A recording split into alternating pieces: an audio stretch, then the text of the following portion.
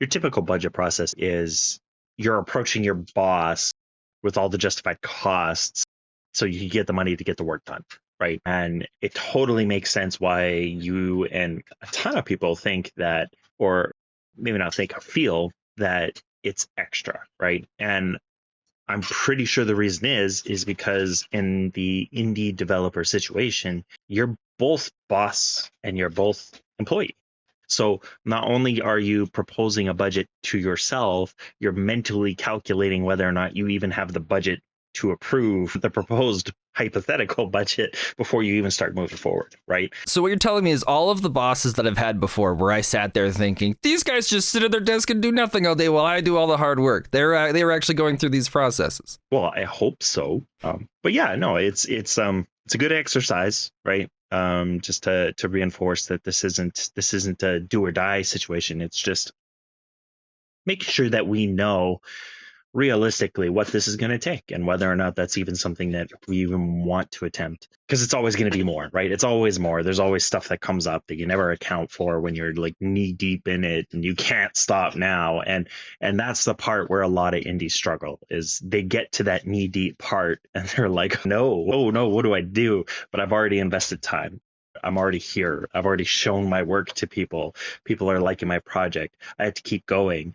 And that's already a really tough position, but there are steps you can take before you even get to that point so that when you are there, it's someplace you actually want to be. So what we've gone and done is we've set up a spreadsheet with our hypothetical budget for the possible game that we could be making here. And we've broken down the spreadsheet. So we're just going to be talking through a lot of the decisions that we've made today with what's been put into it. And then this is for our game. So everything that we've put in here doesn't mean it's going to be a copy and paste thing for any video game out there. Yeah. Sounds good.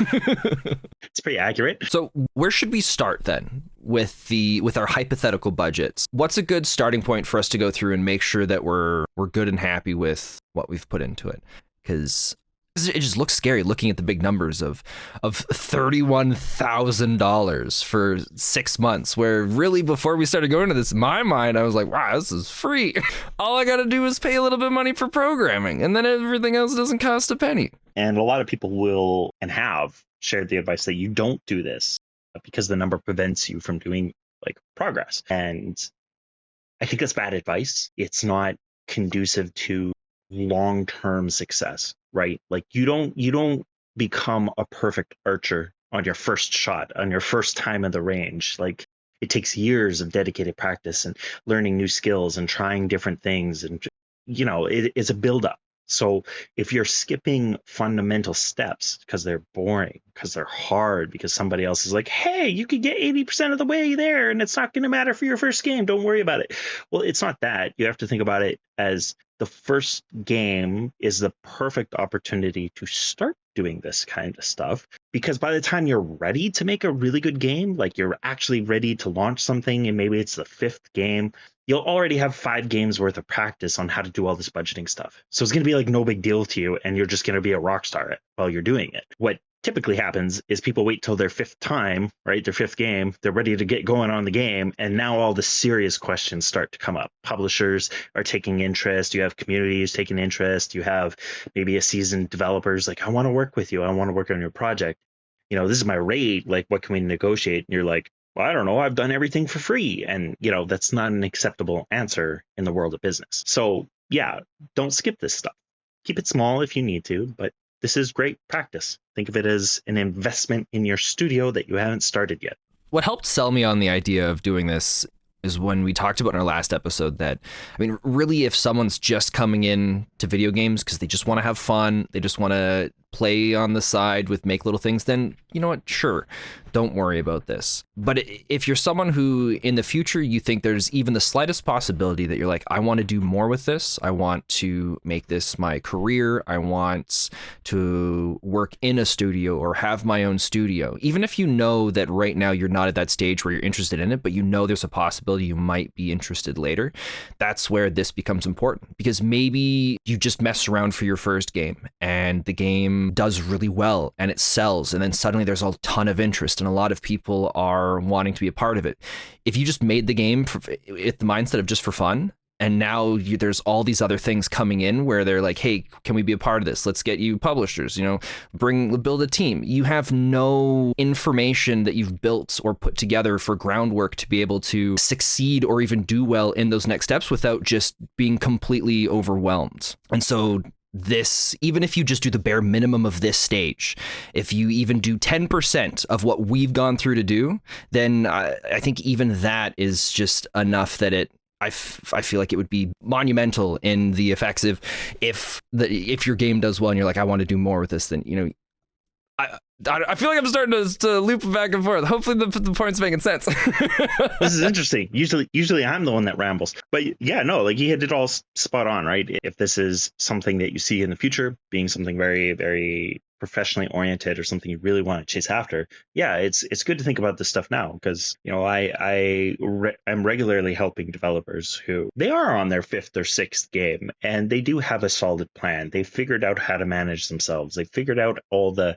Jira and the project management and how to delegate and how to work with the team. And only now are they starting to realize, I should have started marketing like 10 months ago. And I'm like having to learn a whole department for a business in like 3 weeks because we have to market this like now, right? Because we want this to be a success. And that's such a frustrating experience for many of them because you're already tapped out trying to manage a studio, let alone build a game, plus life, and now add on learning marketing and having the pressure of needing it to be like 60% effective every single time you make a post. That's a lot for a lot of people, right? So anyways, no, I'm glad to reinforce that, like, as you this were is saying a good that topic, not just tip. Well, as you were saying that, a fear came into my mind of maybe someone's working on their 1st or 2nd game and then they decide that to go through this process, and then they start like what you were talking about with the marketing, where they start to bring that in early to get everything going. And then, what if it doesn't get finished? What if we decide no and we scrap it and now we've thrown away that money? And then there's people out there that are like, that were expecting this game, but then they didn't get it. And now I'm coming back later with another game, but they're like, well, what? You didn't do the last one. And so then not only am I throwing away money, but am I throwing trust? Is it even worth it, James? Should we have done marketing in the first place without knowing that we were going to be able to do it? You should have listened to indie innovators. But yeah, no, it's complicated, right? And we're only on budgeting now. We are going to get to marketing eventually, right? And yeah, it's a complicated process to know how to juggle things, even more so when there's no real rule book, right? There's no effective step 1, step 2, step 3, step 4 on how to do any of this, right? There's just certain things that are good to do at certain times and knowing how to juggle them, right? We could very easily right now on our social media, right? It's a very small, but it's a growing presence. So thank you for all of you listening and sharing and liking. But we could start now saying, hey, this is what we're working on. Like, we're going to like do this project. And we do that to an extent already. And that's our marketing, is because we're trying to generate interest, right? We're trying to share what we're working on without actually having to do a lot with it. It's easier to think about marketing as doesn't have to be perfect. This is just an idea. Hey, what do you all think about this, right? An elevator pitch, if you will. Just like you're talking to a publisher. Hey, we want to do this game. It's a, I don't know, narrative horror story thing where, with like goofy narrative, like goofy character dialogue. And if people are resonating with that and they're interested and they're asking questions, that's a good sign, right? But that is marketing, right? Most people don't think it is, but it is. It's very early marketing, but that tells you a whole bunch of information, demographics, etc. I'm getting way off base. We're supposed to be talking about I don't think you're getting off base at all with this, because I never would have considered budgeting for marketing this early on. I never would even, like, in my mind, when all I think of as marketing is Bethesda is working on the next Elder Scrolls. They've been working on it for 6 years already, but they've never told us anything about it until it gets to a very farther stage in, and they've got like another 2 or 3 years left to work on it, and that's when they tell us. But they never told us for all of those years before, and that's how I always thought marketing was supposed to be for games, where it's like, when you don't tell anybody until you're getting close to the end, unless you're some small indie studio that's just like, hey, I'm making my first game for the first time. And then that's when it seems like it's the socially acceptable time to start marketing your game early. Yeah.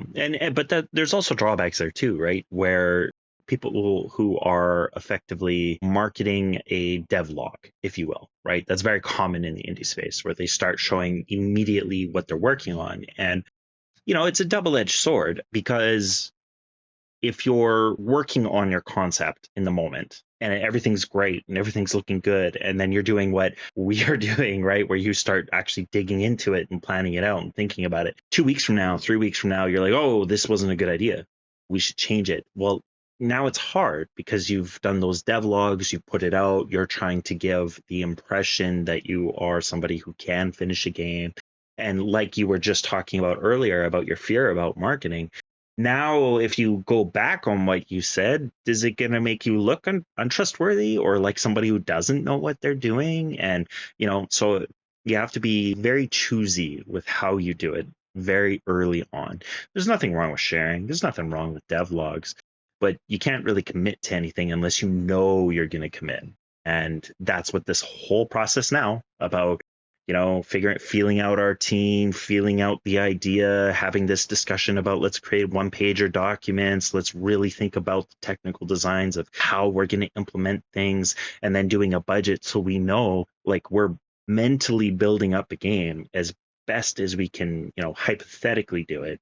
If this all still seems good and we know it's 6 months of work and we know it's hypothetically $31,000 and we're going to keep going ahead with it, that means your marketing plan can effectively plan on having 6 months of slow development updates or marketing or teasers based off of the 6 months that you planned out, because you're already committed. There's no change. You're not going to come back in 3 months and be like, yeah, we turned the project on its head. We're not doing that anymore. Or it proved too difficult because we never actually sat down to see what it would take to do this. So now we're making a shooter game. Like, that's what happens in indie space. And that's not what looks great. That's like, you see a ton of studios who pick up a lot of interest really quickly.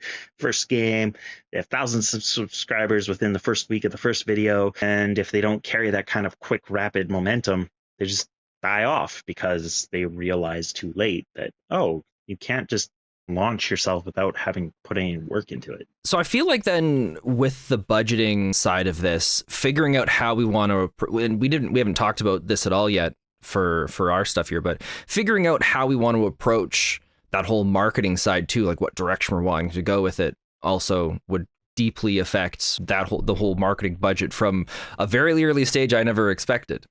Yep, very, very early on, right? And having worked with me with Indie Innovators now, you have the back end side of it. Like, just how long we planned this, how much work it took to put things together, to discuss views, to discuss how we wanted to do this, to get aligned in a way where I think we work really well together now on this project. That's not just something that happened after like 3 episodes and it was a fluke. Like, no, we put probably a good almost year and a half of work into this project, right? Not full time, of course, but we put a lot into it. And if you remember, we planned out a lot of stuff that's like not even on the books yet, or we're not even ready for, but we have documentation for how to do this stuff. So nice to have it, so that, because if it gives this comforting feeling, so that when we get closer to certain things happening, or just the thought of one of those, maybe that'll come in play later, it's already there and ready to go, which also happens to be the same way I'm feeling with their game now too, with this extra steps we've been taking to go and prepare for it. Yeah, and a lot of people think that opportunities come your way and you need to know when to take them. I'm summarizing very heavily here, or paraphrasing, I mean. But that's only half true, right? The reality is there's always opportunities around us, but whether or not we have positioned ourselves to be in a position to capitalize on an opportunity when it does come by, that's the thing that most people miss. That's the part that's hard, because you don't know. You're like, well, I have to build up all this like infrastructure and systems and thoughts and feelings and answer questions that people aren't even asking us. Nobody cares about us. Why bother? Right. But when you realize later, oh, you know what? When those questions do come up, we already have answers. And that looks really good. So anyways, budgeting is basically the same thing. What we're doing is we're putting ourselves in a position to be able to capitalize on an opportunity later, right? And in the meantime, it's only going to benefit us across the board. I'd like to think so. I hope so. I hope so too. It better. Well, out of let's see, how many game specific projects have I at least worked on? Out of 9 projects, I can say that the ones that put this time and effort into budgeting, planning, thinking it out, and structuring it, not even to the letter, but just hypothetically, the way we are now. Those are the ones that actually make it the furthest distance. They're the ones that ship. They're the ones that have the most attractive work done. They're the ones that have the most improvement, right, in terms of like how the project was made. And the ones that don't do this are the ones that always falter. They're the ones that start off strong and then they just fall apart because, like I said, when an opportunity arises, you're ready to capitalize on it. You can do it. Instead of just being hit with a wall of information that you haven't even thought about processing, and then by the time you're ready to actively act on it, your opportunity is gone. So yeah, this isn't just something I pulled out of the blue. This is like real life industry experience. This is a good thing to do. So then, where would be the first point or the first place that we want to start with going over what we've put together for our budget? Then, previously I believe we ended off our episode a couple ago where we put out categories, right, for all the departments of the studio, and that's the first step, right? So where I'm assuming here for our listeners that you've at least thought about like an art department, audio department, game design, production, programming, some form of QA, marketing, and I would even include community management as well. Especially I think it's important to mention too here, like we're setting all this stuff up just for the two of us, right? Arguably, there aren't really going to be, in the grand scheme of it, most of these departments because it's just going to be the two of us working on this. But we're still breaking it up into these departments for just the breakdown of the budget of the game so that we have an understanding of where things are being allocated to each department. It has nothing to do with this is the art department and this is the programming department. It's just these are the allocations of where the resources are going to. Yeah. Right. It's breaking your game down into tiny pieces that are very quick and simple to answer. The reason you want to do that is because people who are very experienced in the industry in terms of like publishing and marketing and who could help you launch a project you've been working on, they're going to want to know this information that we're hypothetically putting together, right? Like if they come along and say, oh, your prototype looks interesting, how long till it's vertical slice or how long until the prototype is finished? You can reference what we're doing for this budget and say, well, we finished half of the coding, half of the art, and about 3/4 of the game design. We're about halfway through. It's taken us this long. Hypothetically speaking, we should be ready in about 3 months. And you'll have all that information ready to show them, where it's not just we've said, we're allocating 40 hours to game design. No, we're saying we're allocating 8 hours to specifically design how the character jumps.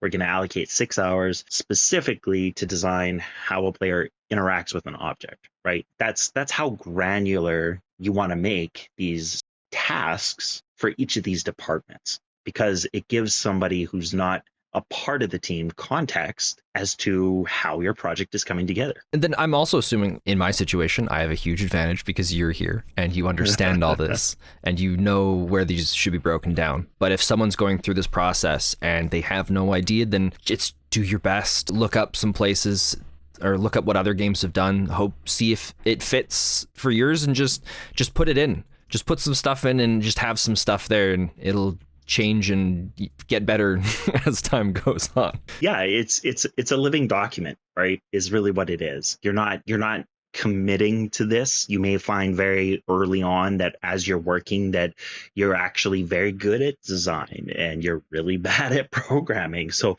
maybe you want to revisit your budget after like a month or two of work and say, you know what, my numbers were wrong for me. Now that I'm doing it, I'm gonna shorten all my estimates for game design, but I'm going to increase all of my programming because I've come to understand I'm really bad at coding, or like I'm slow, right? Like whatever that is. And it could be any kind of combination you can think of. But it's just a matter of taking that moment to reflect on what you put down and then updating it as you go. You're right. There's no wrong answer. A lot of it is pretty straightforward. If you're doing something that involves any kind of audio in any form, it's probably going to go under an audio category. You don't need to be correct as for like whether or not it's like ambient music or voiceover, or whether it is special effects, or, you don't have to be that accurate. You just have to know, okay, we need 5 tracks of music. Here's the kind of track it is, and just assign it to the right area. So you say it doesn't have to be that accurate, but you were talking earlier about having time allocated to building a jumping mechanic. Why does that get its own special stuff, whereas ambient and background music doesn't need to be separated? Well, the reason being is because it's easy to, I shouldn't say easy. How do I say this? A designer is going to know that my task for designing this jumping mechanic is just, the jumping mechanic. I know that as a designer, I need to worry about, let's say, item pickups. So I need to design that system, right? So it's not that I'm not giving audio special attention, because I'm not doing that for game design either. I'm not breaking it down into designs for programming. I'm not breaking it down into designs for audio. I'm not breaking it down into designs for, world shell systems, such as like your main menu, save systems, player states. I'm not getting granular even with game design, right?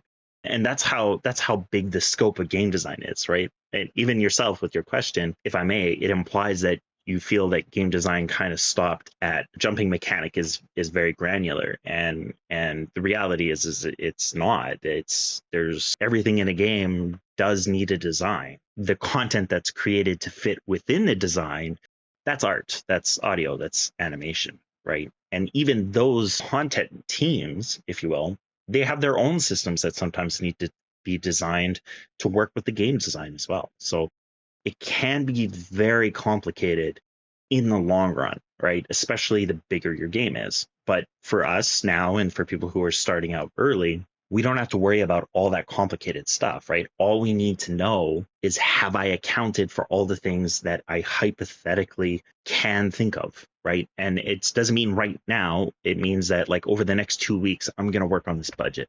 Or today, I'm going to put out all my ideas. And then I'm going to do a bunch of research on YouTube. I'm going to go buy a game design book for cheap from a secondhand used bookstore, whatever it is, right? Maybe I go on Game Dev Reddit and I just read all the stuff that's on there. Like, who knows? And then you come back to your budget and you say, well, I didn't realize that there was a difference between spatial audio systems and ambient menu audio. I'm going to add that into my budget just so that there's a clear differentiation that, yes, I want a separate kind of music to play or not play when I pause my game versus when my game is playing. Right. So where I'm confused now is, so we said that audio, we just have audio, but then we'll have jumping mechanic, but now we can also have the menu, music, and the other thing separate in the budget? Well, in the design, right? So that's where it's good to keep things simple, right?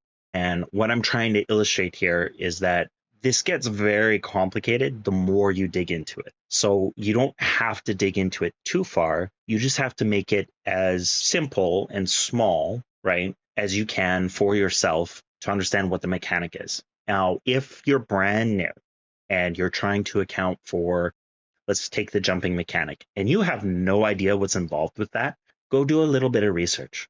Go to YouTube, just for example, and search up jumping mechanic in whatever game engine you want to work in, right? There's guaranteed there's going to be a YouTube video somewhere out there where somebody's showing you how to do it, because it's very basic, very entry level stuff. Watch what they're playing with. Like, don't just listen to the individual who's speaking and showing you stuff. Watch it. They're hooking up code. They're interacting with a character model. They're interacting with a movement component, most likely of some sort.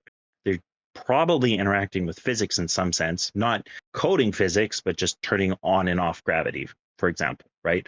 So by making a list while you're doing your research, you could say, okay, these are all the parts that make up a jumping mechanic, right? And then hopefully you'll do enough research where you'll probably encounter somebody who's doing level design, or so you're watching. Maybe the question's answered, but it's too far above my head for me to understand. I'm still trying to understand why we'll have a section in like our first start of the budget where we'll have like the jumping mechanic or maybe flying mechanic or something like that. But then when we're building the audio budget, we're not separating it into like sound effects and then background music and then like boss audio. Sorry. So here's the clarification.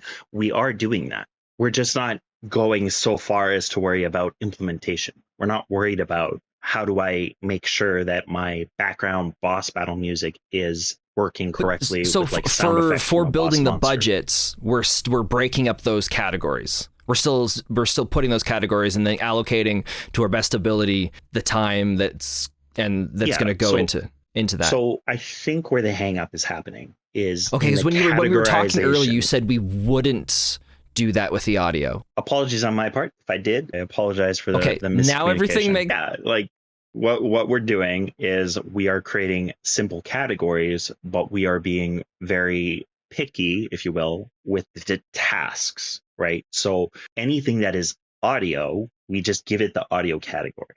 But when we're describing the task, that's where we need to be specific. We need to say that we have 6 sound effects that the boss monster is going to make. That's all the audio department, right? And this kind of comes back to why I said we're going to do it by department, right? And it's good that you clarified that this isn't like a separation of people's skill sets. It's what we're doing is we're just trying to catalog everything that's in the game. And it's way too complicated to get into the nitty gritty of creating like tiered lists of categories of like these are NPC sound effects, but here's boss sound effects and here's like boss weapon sound effects and here's boss audio effects. Like it can get really complicated is what I'm saying. So we're not going to do that. Even for game design, we're not doing that. We're just saying this is game design task, and then we're being picky with what the task is. Now, okay. So in our budget, we'll have game design, and then we could have the task where it's designing boss audio. But the designing boss audio isn't its own category that gets broken up into smaller things. It's just like the audio, and then the task, and then the budget allocation. Yeah. So stuff. I do want to make sure that we're being careful here, because what in that example, what we would do in the design category is boss sound effect system. Right, we have to design the sound effect system. When do we want the sound effects to play? Right, for example, when we go to work on that task, we're probably going to want to know when do we want those sounds to play. Does he just randomly grunt as he's like jumping around? Right, I'm thinking like some big pig monster. Right, does he make sounds when he's moving around? Does he just grumble to himself? Does he only make sounds when he puts a footstep down? Like that's game design.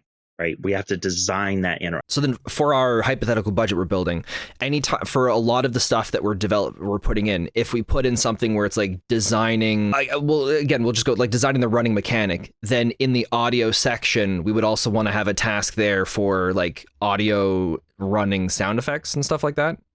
Exactly. So anytime we're putting something into one, we got to make sure we also consider where else it might also be involved in the other department or the other categories, and then make sure the time's allocated there as well. Yeah, exactly. Okay, so like if we have like fight mechanics or something like that, it's important that the audio for all the audio that would be done for the fighting is also separated into its own section. Not necessarily. So here's the difference. If we say running, I'm going to stick with running. That's pretty simple. If you say a running system for game design, right, that's pretty well all you need to think about for listing out that task. When you're estimating how long that task will take, you do need to think about how is it going to integrate with the character? How am I going to handle input? Like all the things that make up game design as a profession, you have to think about those when you estimate time. So that could be 6 hours. Let's just say 6 hours. What you're then going to think about is, okay, that's that system, but what else requires that system? Well, footstep audio is probably going to change when somebody is running, because that's a very common thing to happen in games now, is it has a different sound effect. So in the audio category, we're going to say, we need running footsteps on grass, dirt, gravel, etc. Now those could be 4 different lines, or it could just be one line. And this is all stuff being put into the budget. Yes, but as tasks. Okay. And the separation here, and this is where it can be complicated. The separation is the design of the system goes into the game design category. The production of the audio clips, the sound effects of running and all that kind of stuff, that goes into the audio category. The implementation of when feet hit the ground and it can, you want the game engine to tell what surface we are hitting so it plays the correct corresponding audio sound, that's programming. You still have to account for all three. Oh, wow. I never would have thought of that. Yeah, those are the three, parts that are involved with that part of work.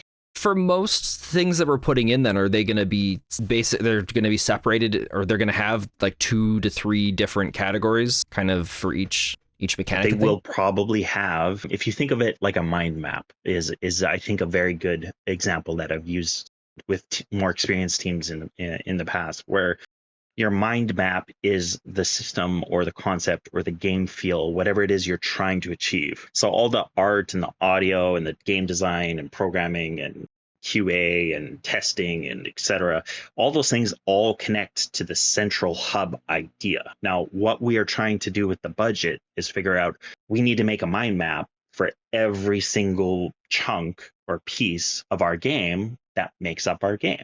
So we're going to be doing this for our kind of like player-driven, goofy narrative story, right? That's that we're going for. That's the kind of pitch for the game that we're going to do this budget for. So we need to do a mind map for all the different systems, and we have to account for all the UI art, all the 3D art, all the menu art, all the audio that goes with all those systems that are a part of that. That's the budget, and that's why budgeting is hard. It's tedious. It takes a while.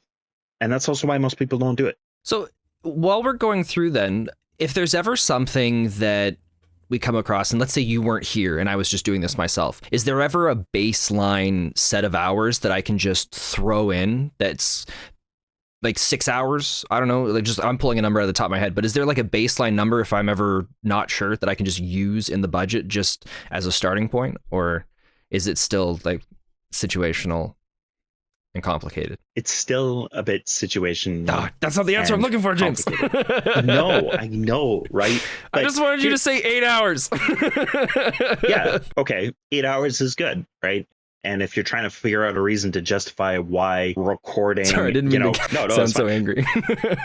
If you need a reason to justify why recording a book slapping on a hard surface sound effect takes 8 hours, you can mentally justify it by saying, well, I don't know how to record it. I've never recorded it before. So even if I do like 6 or 7 attempts, it doesn't mean my recording setup is set up correctly. It doesn't mean that I'm getting it perfect on the first take. Right. So that's what you're estimating for. So if you want to just do a blanket statement, yeah, you could say a whole day. You can. I've worked with some people, seasoned people, who have spent like 2 days just recording like crunching vegetables and stuff for games. Right. And they got to go back and do it again. And it's like, oh, well, I'm just, my lettuce is just mangled. I have to go buy another lettuce. I didn't account for this, but I'm going to be gone for like an hour to go to the grocery store to buy another that, and I'm also going to pick up some celery. And then they come back and they have to re-record everything and test it again, and then they bring it in the engine, and does it work? How much editing does it need? Right? Like, so something as simple as just recording audio for like a bone breaking could be a lot of work. So that's how you can justify saying, yeah, 8 hours.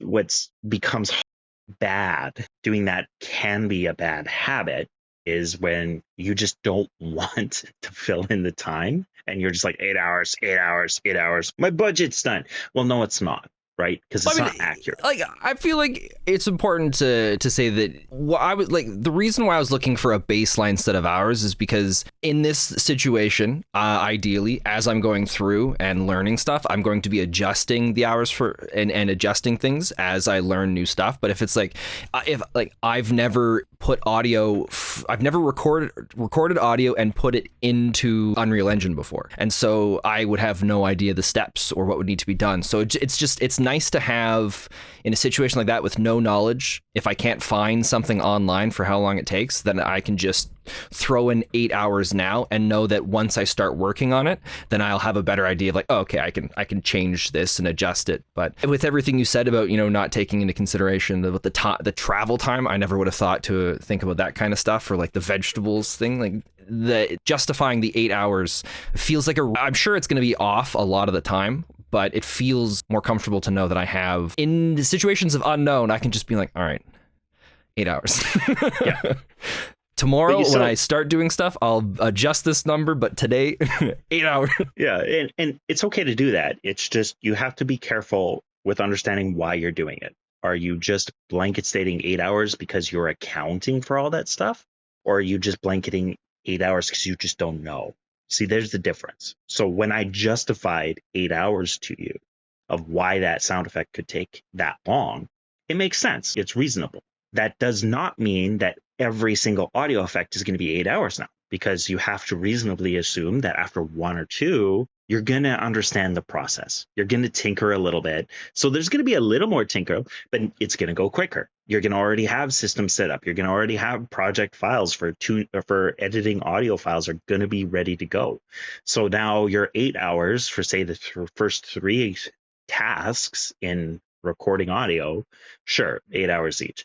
Afterwards, more likely to be 2 hours, 1 hour, 3 hours, right? And that's the thing that you have to be diligent about for yourself as the lead developer, if you will, the indie developer, is understanding when you're doing blanket estimates on things. Are you doing it because you don't understand, or are you doing it because you're trying to account for things that are going to get in the way?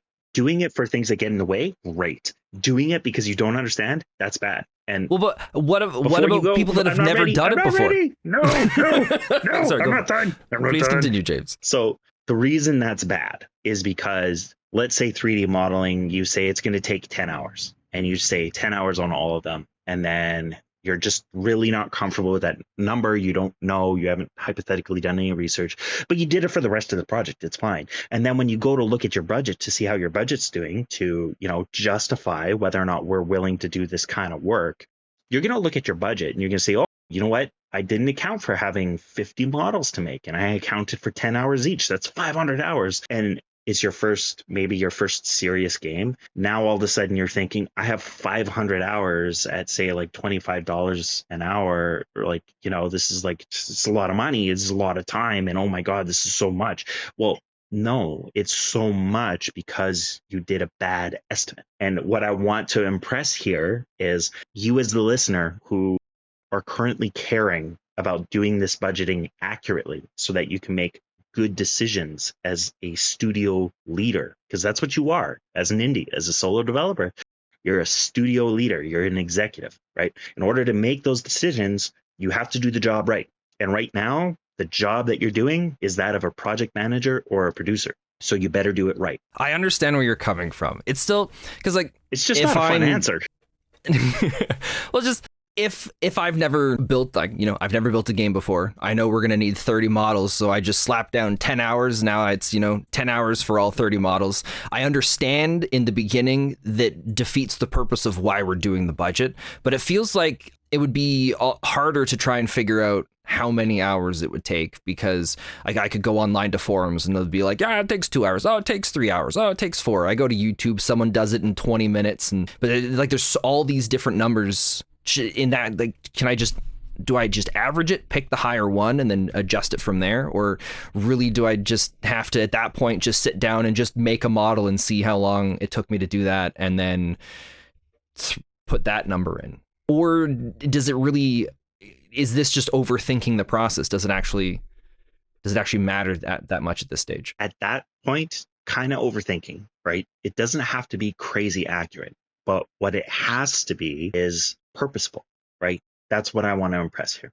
You don't have to be accurate. You can get it wrong. Like straight up as a project manager, producer, people, somebody's done a lot of that work. Very, very rarely are you dead on the mark correct, because things change, team members change, processes change, things go up and down. Microsoft puts out a new patch and now your software crashes every 5 minutes. You didn't account for the team not being able to work for a full day.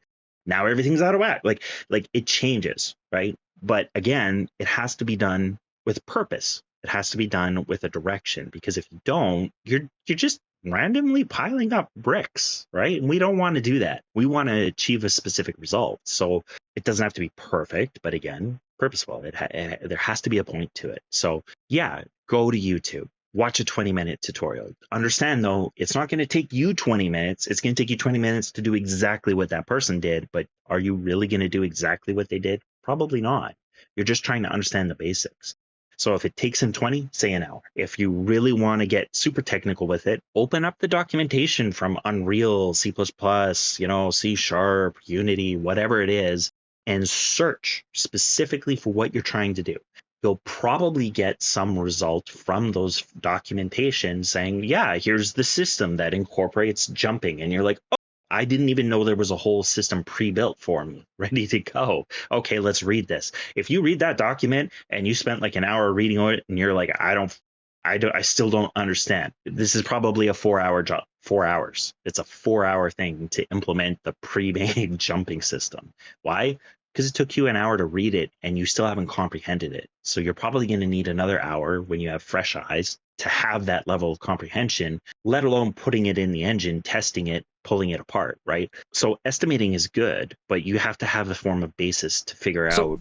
Where I'm still struggling with all this is trying to figure out in a way where if you weren't here, if I didn't have access to your knowledge and I was sitting down to do all of this myself, everything we talk about makes sense, but it feels like it would not be possible. That it would be, I would just be making up numbers to the best of my ability of what I think would work and what would be reasonable. But there's no way I would think to read the documentation and know, it took me an hour, so it's going to be 4 hours. Like, to me, I think it makes sense to you, but to me, that just sounds like pulling numbers right out of the butt. Well, pretty much, right? So what I'm looking for with these questions too is just like, how does someone who's never done this before, what can they do to have a closer, it doesn't have to be perfect, but just a closer step than just a random guess at the time it's going to take to complete something that they've never done before? Do exactly what you are doing now.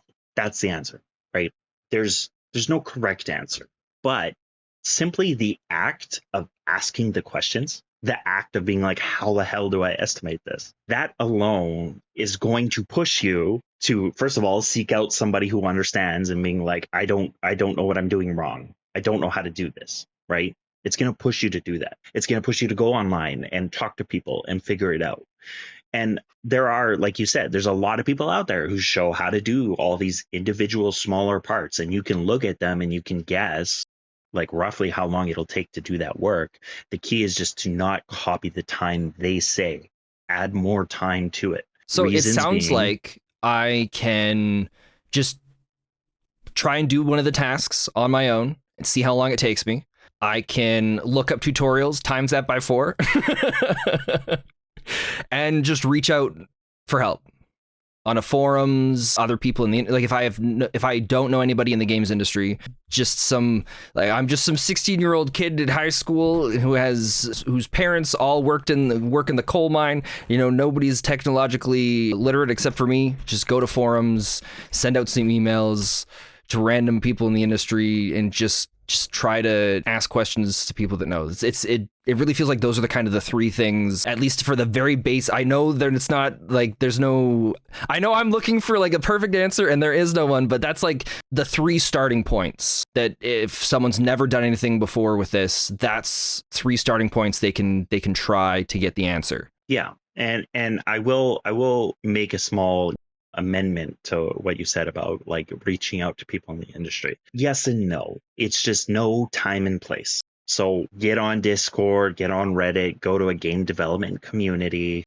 Don't necessarily join a YouTuber's game development community that may not be conductive, because it's just a different kind of environment. You're there with people who are enjoying the show. Now, I say that with the irony that we have our own Discord channel and our own YouTube, right? So there's some, some people are okay to do that with, and some people are not. It's just I tend to jump into a Discord from a very popular YouTube community, and a lot of it is just like a regular YouTube community, and it's not the most helpful because sometimes you have complex questions that need developers, like people who are actively working in the industry. So you want to go to stuff like the Global Development Network, or like GDN for short, or you want to join the Independent Game Developers Guild, and like all the different stuff like that, right? You want to go to the place where the developers hang out. You want to join their servers, you want to join their forums, and you just want to be patient and open and being curious there. Go to LinkedIn and message people randomly because it's weird. It's like, you mean I can't go to LinkedIn, message Joe Joseph, be like, hey, I see you work on games. I'm building a budget for my own game. How long does it take you to do a 3D model? Yeah, but and so this is going to come full circle with everything that we're doing, everything we're talking about doing all these hard decisions, right? Is that when you go to talk to that person, you're going to have good questions. You're going to come across as somebody who is putting in the time and the effort to really understand. You're not just Joe from down on the corner who was sitting in a cafe playing a match of League of Legends and was like, this is so dumb, I'm going to make my own game and here's the budget and blah, blah, blah, blah, blah, blah. Like, you're not doing that, right? You're not going to bombard them with tons of questions because they answered one question. That's bad, and that's not going to get you a lot of help. Right? So you have to put the time and effort in yourself. And when you do that, you will have better questions for when you do connect with those people. What you do is you join, people in game development on LinkedIn. Join that community because you can talk to developers. Ask a question there, and somebody will most likely answer you. And then when they do, be patient, don't expect anything, and just run with the answers. You're going to get good answers. You're going to get bad answers. What's important, though, is you're just involved. And even if you don't ever say anything, you're just join that group and you're just watching and you're listening and you're reading, because articles get shared, projects get shared. People talk about how they implemented X system because it's cool. And you'll learn a lot of stuff just by being present is what I'm getting at. So you want to be present. So yeah, anyways, the number one answer is be curious. You want to learn how to do this stuff, just be curious. Be curious about it all. If you don't understand, go look it up, go figure it out. And if you think that I don't need to do that because I'm a solo developer, I'm saying that with the expectation that you will not stay a solo developer. I want you to grow, right? So this is how you can do it, because eventually you're going to work with a coder. You're going to work with somebody who's better at something than you are, because that's how, teams work. And they're going to have a lot of questions for you. You're the lead, so you're going to have to be able to answer them, or at the very least, speak on the same level or at a level where you can effectively communicate. You don't want to talk to a programmer and not understand anything about coding. That's a recipe for a lot of stressful meetings. So far we've talked about the different categories that different tasks fall under, and then having different making sure that tasks are in the correct categories, and if a task requires multiple categories, putting it into different categories. Like, for example, the running one we talked about, where it would be in programming, design, and audio, I believe. So why don't we go through some of the ones that we have on ours then, broken up? And just to kind of give some examples then to anybody listening at home. Sounds good. Maybe the easiest one to start is going to be art. Well, visual is the most easy to communicate. So we have our art category, where we have the roles of 3D modeling, illustrator / art polish. Can you explain why it's illustration / art polish and they're not separate things? The reason why they're not separate is illustration and art polish, as I refer to it, could be somebody who's touching up textures for a 3D model, right? It could be somebody who is working on your promotional artwork, somebody who's creating banner images for websites, for blogs, somebody who's touching up titles on YouTube videos or TikTok. It could be somebody who's touching up menu items. It's kind of, they're not the same, of course, right? But just referring to it as illustration or art polish is just a nice way to kind of consolidate it all into a same category. That's a really nice way of putting it. And then we've also got animation. So for 3D modeling, illustration, and animation, those three make sense for what we're doing. Are there any other categories that might come up in play with like other genres, or not other genres, but just other games that could be being created? One we should add is special effects. Right. because that's your other visual component. And then that should pretty well encompass everything. Really, illustration and art polish could just be 2D art, you could say, if we wanted to make it simple. Is it just because arguably all textures are just 2D art? So some of the best 3D models I've seen are like textured models, came from 2D artists I convinced to try Substance Painter, and they got in there and they're like, I hate this is annoying, and I'm like, yeah, but there's a UV mode where it's just like Photoshop, and they open up and they're just like, this is amazing, this is the best thing in the world, right? And yeah, like they're pumping out art that like even the 3D modelers who had far more experience were like, how did you do that? How'd you do that so fast? And anyways, off topic, but fun little happy accidents, right? That you find while you're working. But yeah, so special effects. Also, a good thing to mention here too is we mentioned earlier about the YouTube video that we'll be doing for this, but on the YouTube video we'll actually go through the like if people are more visual learners, they'll be able to see the whole thing visually there on an episode on a YouTube video where we'll go through the process of putting all this together as well. Yeah, it won't be a recap. We'll actually do it live. Well, I'm assuming that's where you're going. Yeah.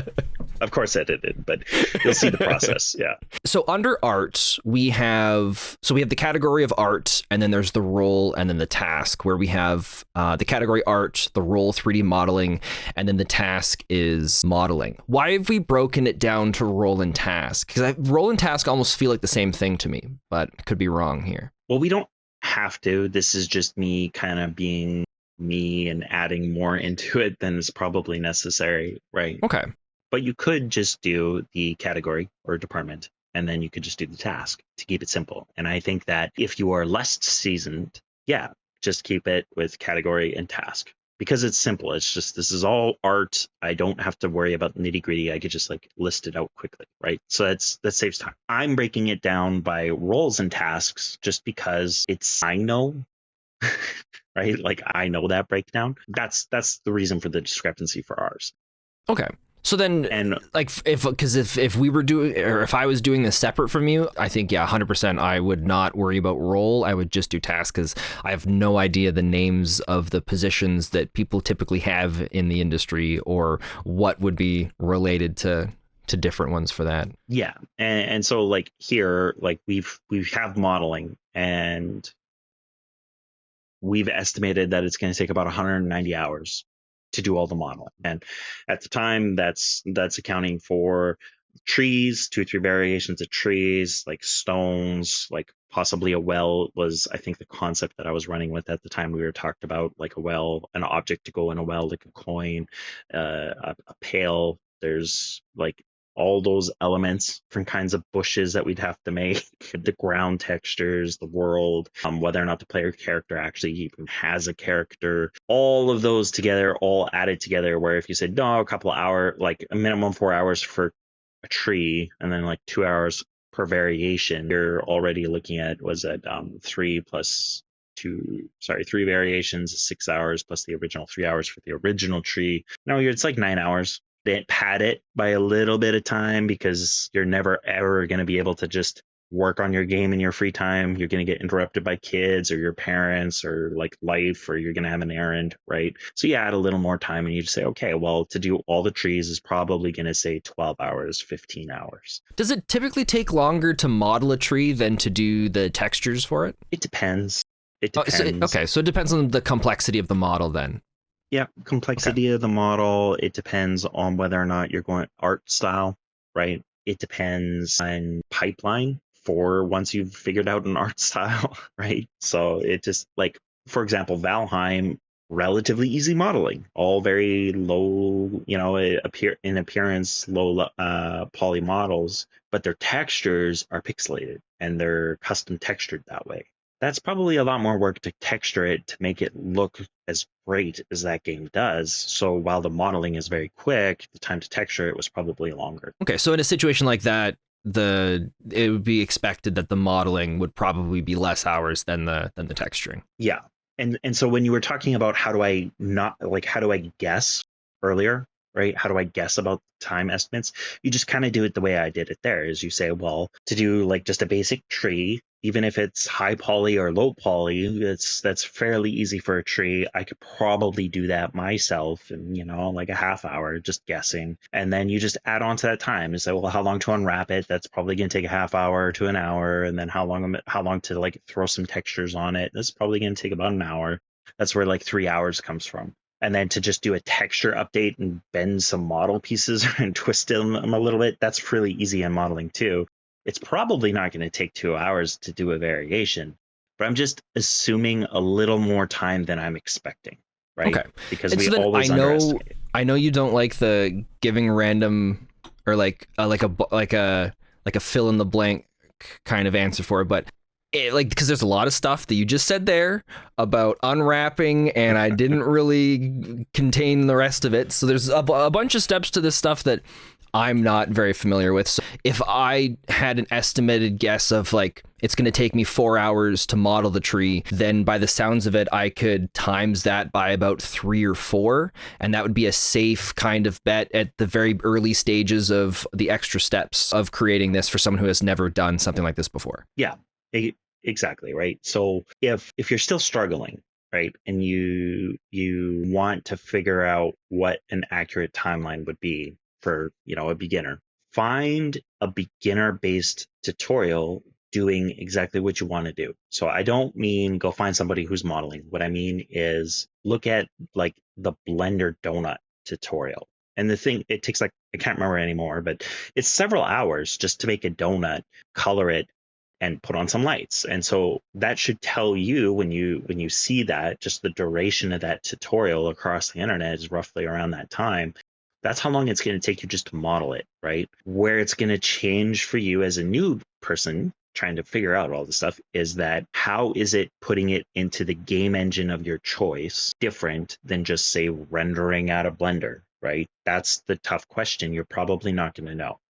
But if you assume just the time, you just assume that it's going to take like through 2 hours plus a little extra time, let's say 3 hours to do that donut, and that's your basis for modeling. It's okay. It's okay to estimate that, because as you learn more and you understand the process, you can come back. Like we said, you can come back, but at least you know that your 3 hours wasn't just a guess, that you're just like, 3 hours. Like you actually went to look and said, oh, okay, somebody realistically took a beginner through this whole process, and the total time to go from start to finished product was about 2 hours, an hour and a half, whatever that length is. That's an educated guess. And that's an okay guess to use. Just okay, as a fair. producer, you add time. Because where I'm trying to think of from the perspective of this is like, I think people that have been in the industry for a little bit or have some basic knowledge, they'll have an easy time grasping this. But I'm trying to think of what kind of actionable information we could give to, like, it's like 3 friends. They're recently out of high school. They've just started college. They're in the very basics of like one of them's taking art, one of them's taking computer. Like they've just barely started their courses and they're like, yeah, let's make a game together. And they want to go through this process.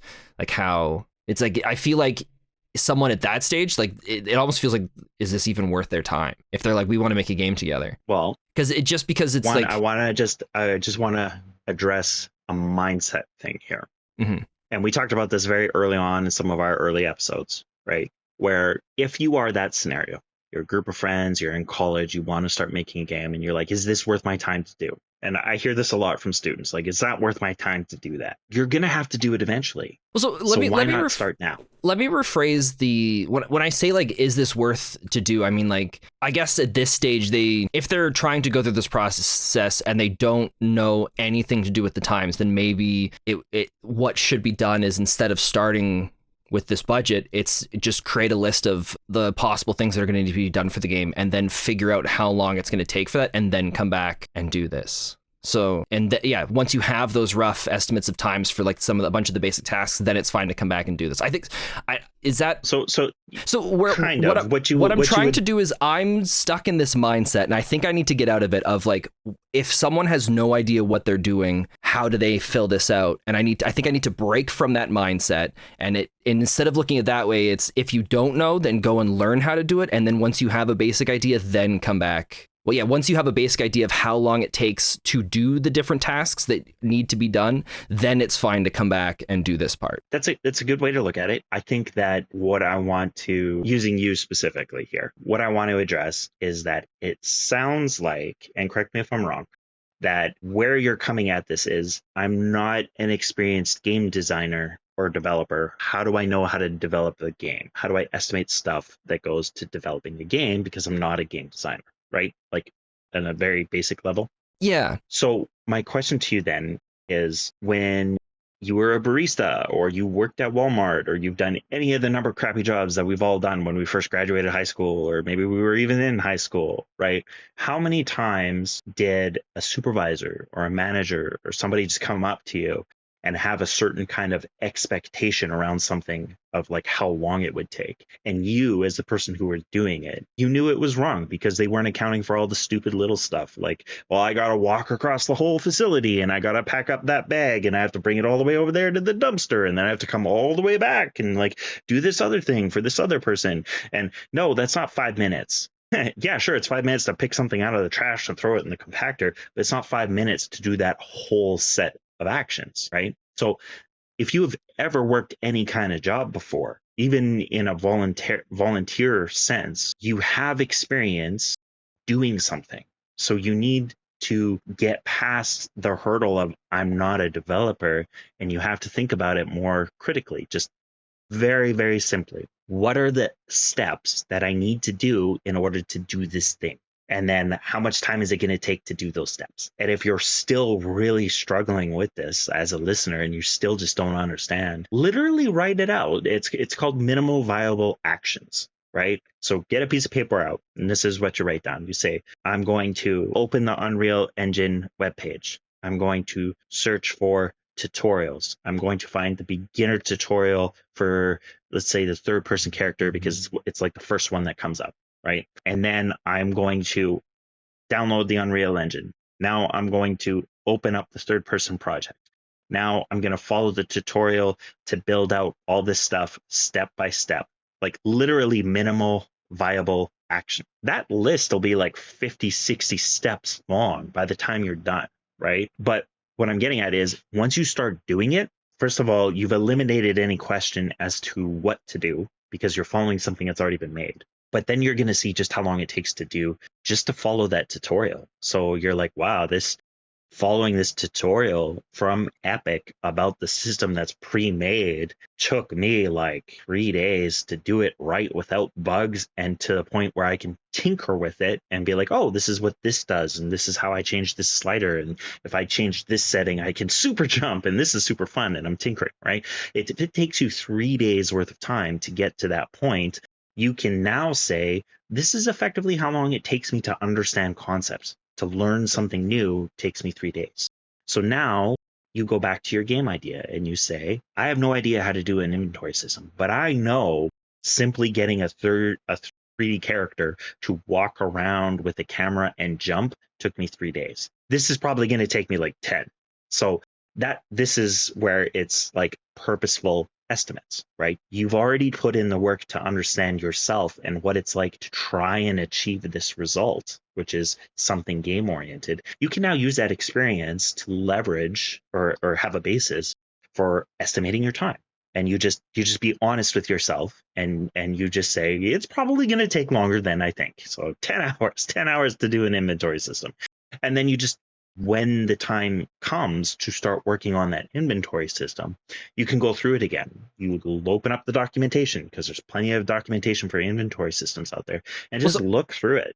Then if you weren't here and I was just doing this on my own and I'm filling this stuff out, and I get to a point where it's like writing lines for voiceover, I don't know how long it takes. I've never done anything like that before. I should go try a little bit of research, but actually write out some voice lines, see how long it takes me to do that, so that I have a rough estimate for the first bit, and then use that as my baseline for, this, to be like, okay, this is how long it's going to take me to do this many voiceover lines.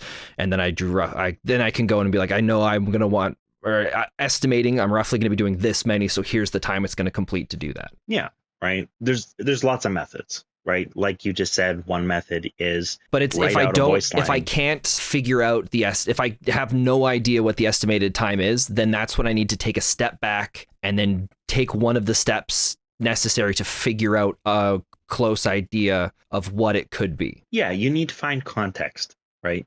So like in terms of voiceover, write a line of dialogue, and then what would be the next logical step? Well, it would be recording it. And you're not doing a finished project here. You're just trying to understand the process. Take your phone. Take your phone or open up a recording thing on your computer and just say the line how you think you want it to be said. Right. And I know I keep coming back to these same points and asking more questions about it. Just every once in a while, we'll be talking about something, like when you were giving the example of the modeling and you were breaking down the time and you named these 4 other steps that a part of modeling where it's like these adds the extra hours. I'm like, well, I had no idea that those were going to be in there. I would have just written down how long does it take a model. I modeled something in 4 hours just because I've done it in the past. I wouldn't have thought about like, oh, there's also this stage of the modeling and this step of the modeling, which means there's another 2 hours there and another 3 hours there. And that's where I started to panic a little bit because I was like, well, but how am I supposed to figure that out? This is where curiosity is important, because what's the first gut reaction anybody like millennial and younger will do? How do you make a 3D model online? Enter. Google, please give me something back, right? That's the first thing we're going to do. That's just what we've all been trained in youth, whatever your platform is. I guess you could even go to AI. It doesn't really matter. The point is, that's going to be the first real thing that you're going to do realistically, right? As a person, is how do I make a 3D model? And then you're going to get like all that information, and it'll say all that same stuff I just talked about: models, textures, and UVs, and formats, and like a whole bunch of stuff that I didn't even touch yet. But you're going to have access to that information.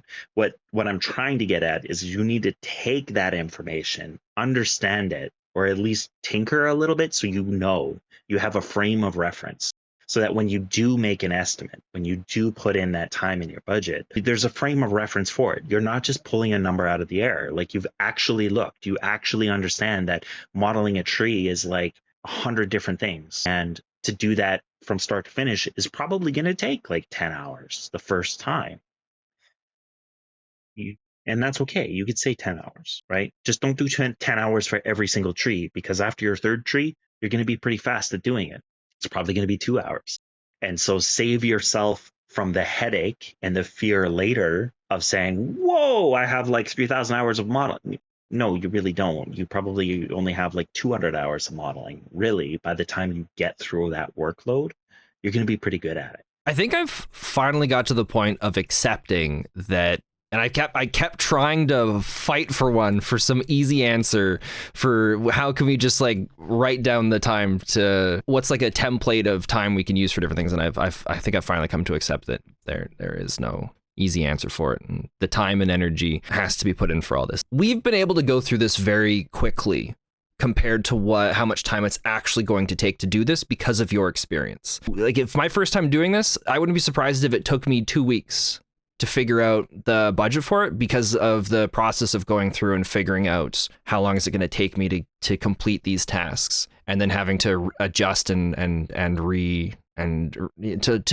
keep adjusting and readjusting as time goes on with it. So real world answer here, you probably wouldn't. Real world answer is most people will start to do this, realize it's going to take them 2-3 weeks of like hardcore work doing this. They're going to think, well, this isn't going to give me any value. It's not going to be worth it in the long term. It's a waste of my time because I could just follow a YouTube tutorial in the same amount of time, and then I have a game and I'll know what I'm doing. Like, people automatically look for that short, simple, quick feedback option so I can keep up my momentum. Right? That's the truth. That's what I was looking for this whole podcast. Yeah. That's why so many people struggle when building games. Games are hard. You go do any other job and it's probably going to be easier. Games is one of those jobs, those industries where it's incredibly complex. There's a lot of moving parts in order to do it right. And even when you do it right, that doesn't mean you're going to be successful. You could do everything right and it still just hits the mark. It misses its mark, excuse me. Maybe you're too late. Maybe the audience has shifted. Maybe a bigger blockbuster game you didn't even know it was in development is announced to be released at the same time, and now you're competing with GTA 7 or something. Like, there's so much unknown normally. So all the stuff we're doing is all the hard, complicated stuff that people don't want to do. But I really want to stress that if you want to do this long term, you want to show you're a professional, you want to get a job, you can't afford to go to school, or maybe you have gone to school and you're just not getting the job. Are you doing all the stuff that we're talking about to date? Not just about budgeting, all the stuff we're talking about, because chances are you're not. And I say that pretty confidently because I've spoken to quite a few people who do listen to this and are chiming, like checking out the content we're putting out. And they're like, yeah, this puts a lot of perspective into what I'm doing, and it's changed people's mindsets. I also think that what we're doing is really hard. It's really hard to sit here and try and figure out, okay, how do we teach people how to do a budget when the human response is what's the easy answer? Well, because it genuinely feels like I'm stepping in here to learn another language, and at times you're just like, well, just learn it. Just figure it out. And I know that's not what's happening. It's just how difficult and challenging it feels at times trying to figure out this budget stuff and breaking it down and all these things. Part of it is while I am experienced, I'm also hard because I'm not giving you the answer. Like, this budget is not. I looked at it. I made some edits, right, just to give more context, like around marketing, right? Like, we should include marketing, but I still would break this down differently. I would, but I didn't here because when you say differently, you mean break it down more. Yes, like when I say 3D modeling, I wouldn't leave it at modeling, right? But for the purpose of this conversation, this is a good starting point, because if I broke it down even further, like, I don't think you'd be able to keep up, and not just you. I don't think. I'm getting to the point where I'm starting to keep up a bit, but yeah, but I think that anybody who's new or is trying to make this transition into this, let's say, big picture thinking, if you will, like, we got to take baby steps. And I know that's frustrating. I know it's frustrating. I've done this with a lot of people. I've taught people. I've had one-on-one with people. I've had ones with teams. This is a hard, complicated thing to do, even for seasoned people who have decades of experience under their belt. So, which is fair. I thought we'd be already on our third level. Just sitting here modeling away, writing some code, having a good time. We haven't even opened up the programs yet. Nope, not even. We haven't even finalized the game design document yet, right? But what I would do to break this down further is I would actually break down in a tab. Right. And they can't see our screen, but like, I know you can. I would create a whole new sheet, and I would say I would name this sheet 3D models. And then from here, what I would do is I'd say, what is the asset? Right. And then I would say, like, variation, or not even, I would just leave it at asset. And then what I would do is I type in here, I say, well, I want a small rock, and then I need a small rock, 2. And then I would do small rock 3. And then I would keep going. I'd be like, small group of rocks. And then I would just list out all the possible models that I could think of in our prototype level, right? Like small stick, broken stick. Every time we start going through this stuff, one of my first thoughts is it goes straight back to, it's like, it'd just be so much easier if we built the game design document first before doing this. But this whole process that we're going through is to see if it would even be if we feel after it would even be worth the time to go and even start working on that. And so it's like this weird spot where it's like, it would be so much easier to do that first, but we do this to see if it's even worth to do that. And yeah. Okay, so here's the irony, and kind of like what you said, where you said, and I hear this a lot, it would just be easier to just do the design before doing any of this stuff. Like, let's nail down the game design document, right? Sure, that would be easier, but it's probably not going to work out well for you. And the reason being is, let's pretend this is I don't know, a game of Warhammer. Are you going to look at your terrain and effectively position all your pieces where they need to be so that you can take advantage of, like, your race's special traits and your unit types, and, like, you're going to know all that information about how they work and the dice rolls and the ranges, because you're trying to you're trying to create a tactfully effective start to the game for whoever your opponent is, and what racer they have, and how am I going to counter them. Like, you have all that information before you even do the first turn. What you're kind of saying, how I think about it, when you say let's do the game design first, is you just want to start doing the turns. You don't even know what your pieces are. So how could you possibly design your game when you don't even know what your level is going to look like? And you don't need to know art.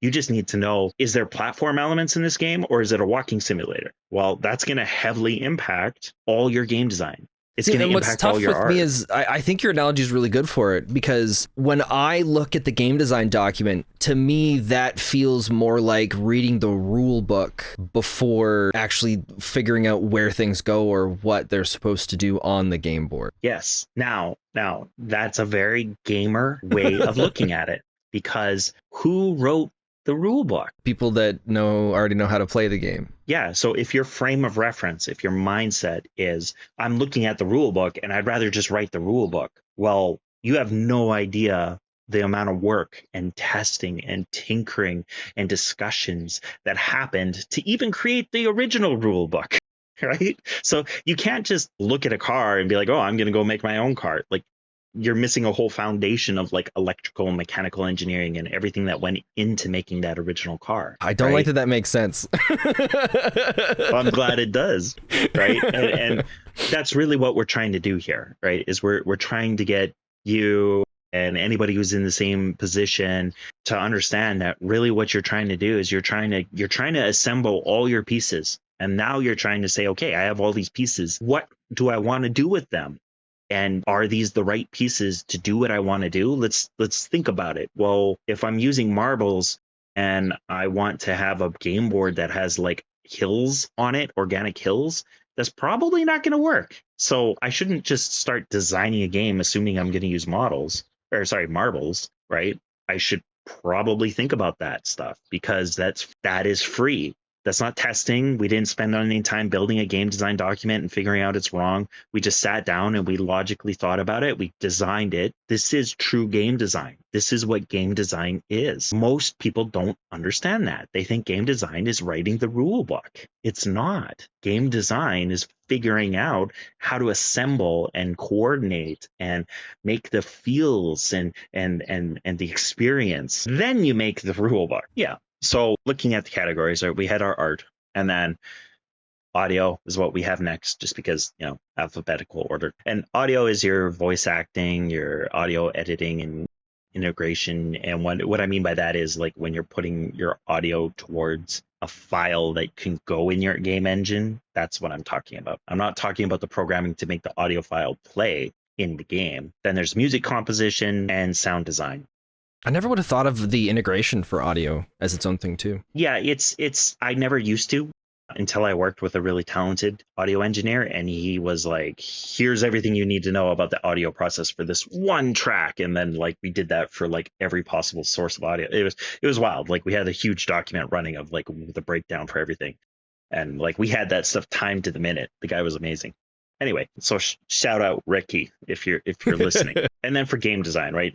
There's a just blanket game design, because game design just covers so many things, right? But then there's also UI and user experience, or UX. There's writing, feedback, and iteration. You should always include into your design work. So that's taking player feedback from like QA and then actually changing your designs to incorporate the feedback to make the design better. That's a very long-term role for game design once you finish your rule book, if you will. Somebody's got to come back and edit it, keep it up to date. And then there's level design, right? So like not just level design the way you would find on the internet as like, here's my level and here's where I place stuff. Like somebody actually has to sit down, either 3D or 2D, and figure out what are the jump distances of our character, and how far away can we put things from the character, and how far can we make something where it's not frustrating for a player to do a double jump to try and grab that collectible item and they can't make it, and it's not clear, you have to go around the building and up the stairs, right? Like how's the game design, the level design going to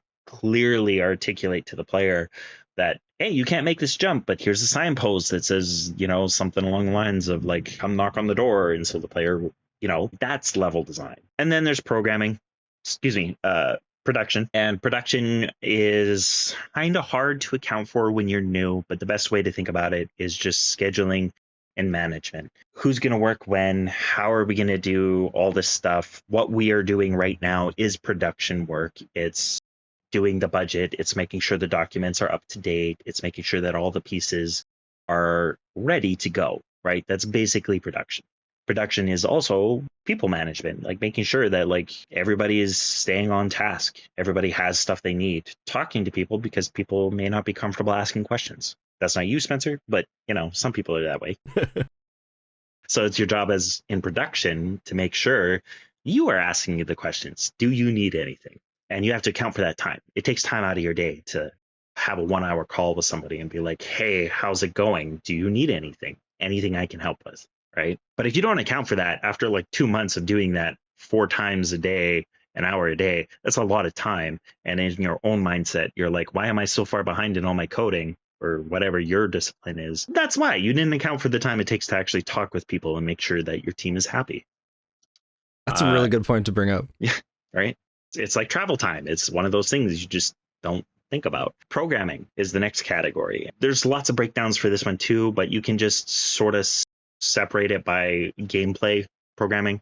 You can separate it by logic or framework. And then UI programming is usually, a separate category as well. And that just encompasses kind of what it sounds like, what it's like to actually play your game. What are the systems for like programming rendering, for programming audio systems, and your UI is all your menus. Like when I push this button and I want to change the screen resolution, like that's its own like category of work. And the reason I've separated those three is because you can kind of work on them in tandem or separately, and it doesn't really impact the rest of the project. Next is QA. I wouldn't even have thought they were different things. Well, they're not, but when you're trying to allocate stuff, sometimes it's easier to create smaller categories that make sense so that you don't get lost. I think it makes sense how you've broken up. I just never, in my mind, until now, programming was just programming. Don't say that to a programmer. So QA is the next category, right, that we have, and that's going to be your typical quality assurance, testing, debugging. You can do that yourself and you can allocate time. What I find a lot of people miss doing here is if you send that out to somebody to test, you're probably going to want to be involved with that, or you're going to want to invite a friend over to hop on your computer and just watch them and see what they do, see their face, see if they like what you're doing. Having that playtest session takes time. Filling out a survey to give a tester takes time. Having a call with that tester to ask them questions and see what they thought about the game, etc. All of that takes time, and you should account for it. This one, you can be wildly different all over the place, and it's a little bit okay for testing related stuff to just say a day. It's a day. It's 8 hours because there's a lot involved in that process. But a lot of people don't think of that. They just think about the work that's like the feedback from testing, not managing the testing itself. So then how early does the quality assurance stuff come into play? Because in my mind, when I think of QA testing and debug, that's something that happens near the end. Once there's a playable thing where that's when you like bring in like a team of testers and they start playing through it, and then they just like, oh, here's some bugs to fix. Like that's, in my mind, that's what I think of when I hear QA and testing. Well, testing can be broken down into internal, external, and public. So what you're probably thinking about is public testing.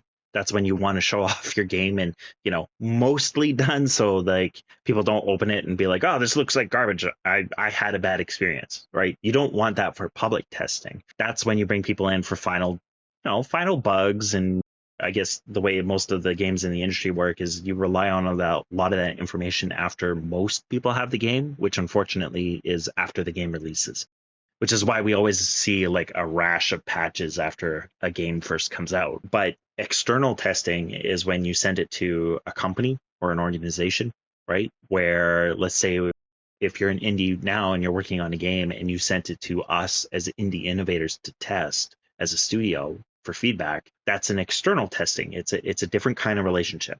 Typically, that means I don't talk about it. I can see it at a very early state. I as the company, has people or some form of process to validate ideas. We don't need to see finished art. We can tell what you're going for, and what we're evaluating is how it runs, how it feels, opportunities to improve on the design, stuff like that, right? And that happens kind of like mid-stage development typically. And then you have internal testing. Internal testing is your team. And your team tests probably from day one. Like, it's just always testing. A lot of studios, especially the bigger you are, it becomes easier to facilitate this. But a lot of studios will do weekly tests. So it's Friday or it's Monday, it's test day. We built the project over the weekend, we rendered everything out, it's all assembled, and then it goes live on everybody's workstations. Monday comes along, and the first half of the day or the last 2 hours of the day is just everybody plays this game. Whether you're a team of 20 or you're a team of like 300 people, everybody tests this current build, and we compile all that feedback from the developers, right, into a big list. And then that's what this, whoever's in charge of quality assurance as a department will kind of go through, coordinate all the data, simplify it, merge it, find out where the core issues are, where the gems are, if somebody who just happened to have a really neat idea.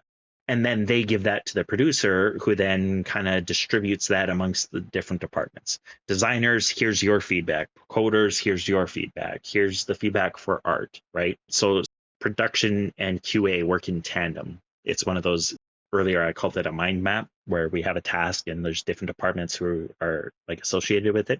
This is one of those ones where production is heavily involved usually. So that's testing in a nutshell. Next, we have marketing. I think that if you don't budget for marketing very early, you're shooting yourself in the foot. And not just because, for like awareness on your project, but also because it's good habits. It's good to talk about your game early, because when it's bad and it's prototypey and things aren't exactly set in stone, it means you get to experiment. You get to do A/B testing. You get to be like, this is my game. Nobody liked it. Here's my game and a different twist. Everybody loves it. Okay, we're good. This is what we're doing. It's the same game. It's just how we talk about it. Shit changes. And that's beneficial, because when you become closer to release, if you want to talk to a publisher, if you want to talk to an investor, or if you want to get a government grant to get like free money to try and build this project, you have all that information where you've been perfecting your pitch, perfecting how you talk about your game. What's the important catchy things that everybody grabs onto? That's a really good perspective for it. Yeah, it's training data, right? You need to train yourself, and you have to test to figure out, like, I mean, of course I close my eyes and this is the most amazing thing ever, but like, how do I articulate that to somebody who doesn't work on the project? That's a skill in itself, and it takes time to craft, and there's no perfect way to do it for every game. Every game is different. It's like a voice, right? You have to figure out what the voice of your project is. So marketing early and planning for it early is the best way to find that voice. Another part of that is coming up with a marketing plan. Where are we going to post? How are we going to post? How often are we going to post? What kind of content are we going to post? So you think about that stuff early.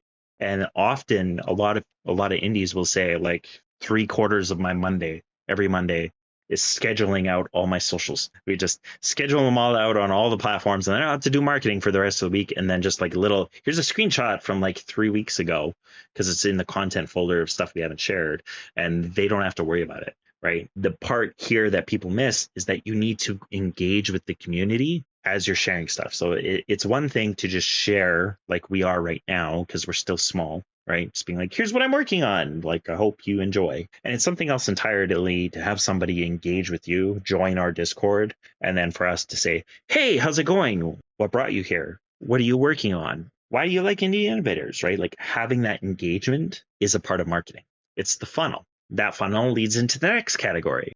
It's our final category that we have here, which is community management. Before we jump into that, something I think is really interesting that you've done with the marketing stuff is because you have the role for social media, but you've broken down 2 separate tasks where it's content production and content posting, which I don't think many, like, even from my experience with content creation and YouTube stuff, a lot of people don't really consider that to be 2 separate things. Can you talk about a little bit about why you have them as 2 separate tasks? Okay, so here's a good example. Let's say your team has created a new area effect attack with your boss, and the boss just, has a flamethrower and he just like blasts out this cool effect. All the art is done, everything is prototyped. It's just a boss in like a gray map, but it looks really cool. So who's gonna record, set up, first of all, a camera and do all the angles and find the nice angle, maybe do several shots to kind of hype it up a bit, right? Record it, pull that video out of whatever game engine, right? And then edit it, maybe slap on some logos, some early stuff so that it's all associated with your brand, associated with your game, right? And then on the end, they're going to attach all the information about like, join our Discord to follow up for new updates or whatever's going to be there, right? Somebody has to make that. Now somebody has to understand, when do I post it and where do I post it? If you're not paying for an expensive software like Hootsuite, where you just write a post and it just like magically creates new posts for every single platform you have and shows you where you don't have enough characters, or you have too much characters, or this format isn't accepted, or this resolution is wrong for this platform, and you fix it all inside of Hootsuite and you just schedule it and then it's done. You have to manually do that for every platform. You're on Blue Sky, you're on LinkedIn, maybe you're sharing stuff on Discord, maybe you're on Twitter, maybe you're on blanking here, Instagram, right? Snapchat, like who knows, TikTok, YouTube Shorts. All of those different platforms have different requirements and different limits. So somebody has to know what those are to post them. And then they have to schedule those posts. So on one hand, you spend a lot of money, like, $300 a month for somebody to have a tool that does most of that work for them off of a single post. Or you save the money and you do it manually. That takes a lot of time. You got to write out a whole post, put in the picture, put in the links, make sure it's all nice and correct, probably copy it, save it in an empty doc so you don't have to rewrite it. And then you schedule your post for LinkedIn.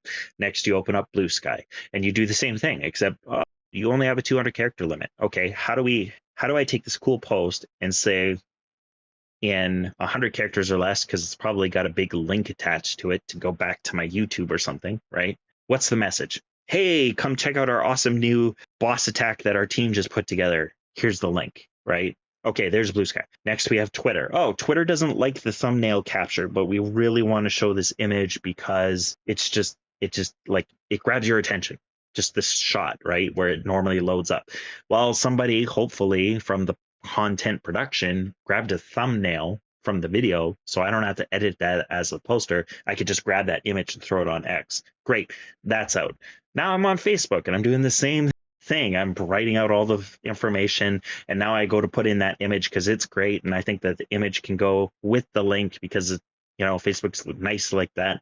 Oh, the image is a wrong resolution because it was just like a snip clip tool that you have in Windows. It's not an actual like image. Now somebody has to open it up in Photoshop, change the resolution, make sure that it's compliant to the platform. Now we get to post it on Facebook and it's not just like an error image or a 404, right? And there's Facebook. Okay, now we're on LinkedIn. Okay, how do we share this now on LinkedIn? Okay, I think we get it. Like in a professional manner. Yeah, I could keep going, but yeah, that's the reason for the difference. They are two completely separate tasks. Completely different separate tasks. Because even setting up for one versus the other is completely different as well, too. Mm-hmm.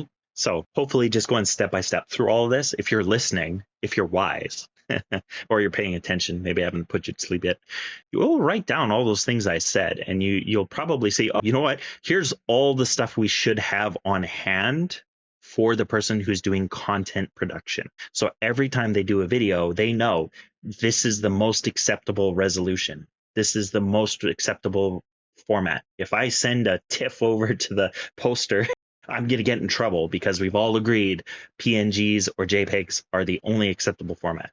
And that's called pipeline management. That's, again, is a producer, but they're going to look at that stuff and say, okay, how do we make the poster's life simple and the content production's life simple by creating a guideline? It's like, here's all the content that you need to do in acceptable format, so the poster has everything they need and they don't have to go back and forth, or they don't have to waste time doing work that somebody else could have done for them. Yeah. Anyways, so it's a lot.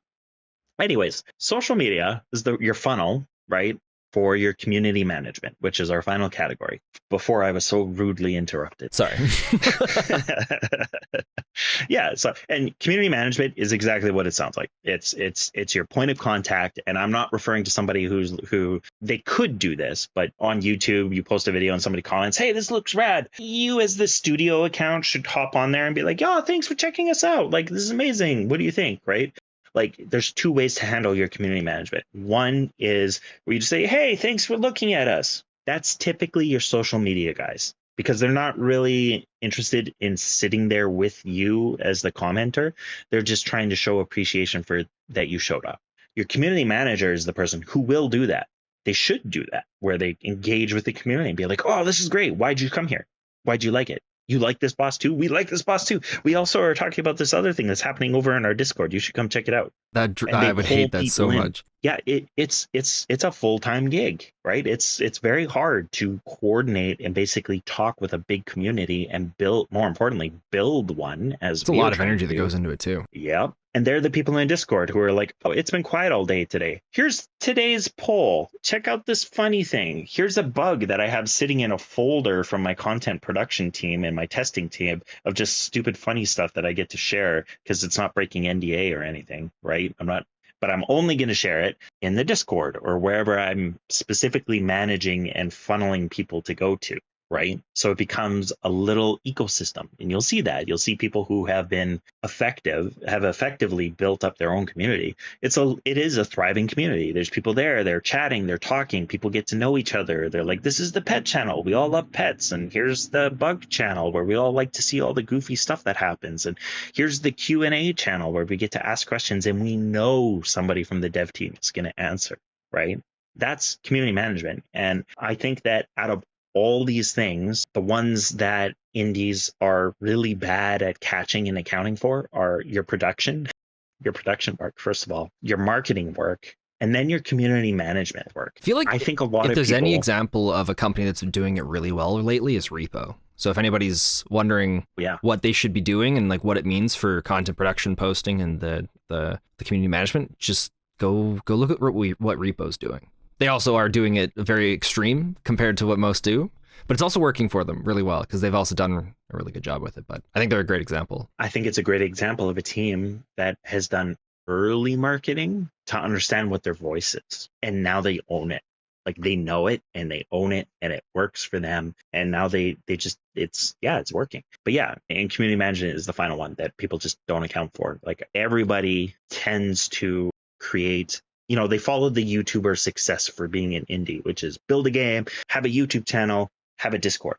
Those are all like 3 different professions that you're expected to do on top of building a game. And that's a lot. And if you're not mentally prepared for just how much work that is, you're going to struggle. You're going to struggle to get this stuff done. And so yeah, again, just to come full circle to the whole point of this conversation, right, this is why you budget. So you can see this and you can get a good grasp of it before you start and say, "You know what? Do I really want to go down this route? Do I really want to set aside time to do marketing?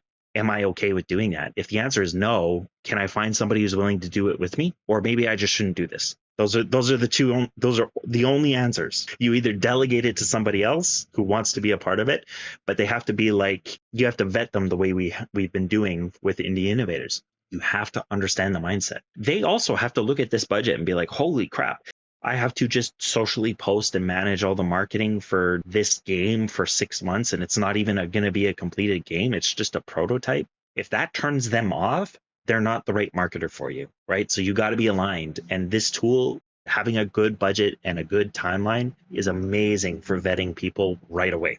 That was a ton of information. I feel like I should stop now. No, it was really, it takes me back to when we first were talking about Indie Innovators and going over stuff and talking about like social media and community management stuff, and everything that you were here just saying, like, yeah, if they're not interested in that, you got to rethink, like, is this something we should be doing? And I feel really bad because when we were going through all of it, when we were talking about it, I was like, James, I hate all that stuff. Like, genuinely, if community management was a requirement for game development or even just like a bunch of the content creation stuff that I do, I would quit. I would not do it. It's not that I hate people. I don't have the mental capacity like I would fall into a depression, and I would hate my life if I had to do all that stuff. And so knowing that and understanding that at this stage being able to go through this budget and then hear from you how important that kind of stuff is makes me know that when I go to build a budget for a game, and I know like that's something that is extremely important and needs to be properly looked after in games that I am going to be like a leading part in, because I know that it's something that I want to do as little as possible with. Yeah. And that's really the essence of it. The budget is to make you think about and account for things that you don't want to do. And then like where, like a question I see a lot in a lot of different kinds of Q&A, or when I'm being asked at the seminars that I run here in town, well, not me, but our nonprofit, different thing, but is like, how do I find team members? Nobody likes my answers, but like what we are doing now is the answer. You have to have a presentation for them. You have to show them this is what we're doing. And if you are not clear, usually what happens is they come into it being like all hyped up, and very, very quickly they lose energy.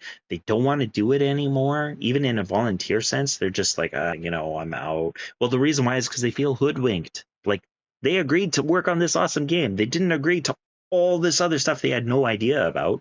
So when you build a budget and you really understand what your game is, you understand the voice, you understand, and I don't mean 100%. I just mean that with confidence, you can say, this is the direction we are going. We have thought about everything that is realistically possible for us to think about, generally speaking. Well, because the presentation is extremely important for that, but also the opposite too, where the presentation also, like there's times someone really wants to be a part of something, but they don't actually understand all the stuff that comes with it. And so the presentation is about making sure that they are aware, which I guess is kind of the same thing as them feeling hoodwinked, but it's so that like it prevents that. Yeah, there's a ton of group projects with people online that I've joined in the past, and I was one of the people that fell out of it because I didn't understand or know what all I was actually getting myself into.